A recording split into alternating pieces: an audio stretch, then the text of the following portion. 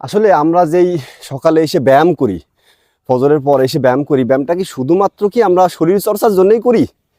আসলে ঠিক তা না। আমরা যেটা করি সেটা হলো আমাদের সারাদিনের যাতে একটা মিনিংফুল রুটিন তৈরি হয়, আমাদের লাইফস্টাইলের একটা যে পরিবর্তন হয়, আমরা কিন্তু এটাকে ফোকাস করে এটা করি। কর্টিসল বলে আমাদের একটা ভয়ের উপাদান আছে, যে উপাদানটা আমাদের ব্যাপক আকারে আমাদের সকালবেলা, বিশেষ করে ভোরবেলা ওই উপাদানটা আমাদের শরীরে ব্যাপক আকারে জড়ো হয়।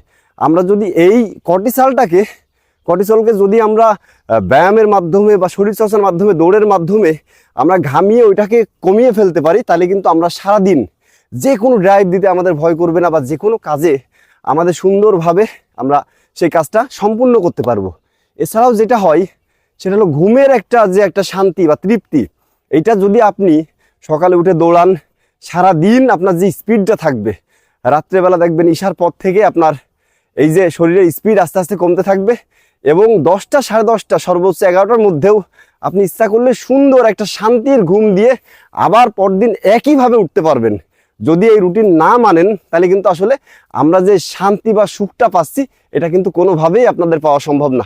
ওই জন্য যারা আপনাদের কাছে আমার অনুরোধ, যারা এখনো সকালে ওঠেন না, শরীর চর্চা করেন না, তারা এখন থেকে শুরু করেন। এর ভিতরে একটা আলাদা মজা আছে।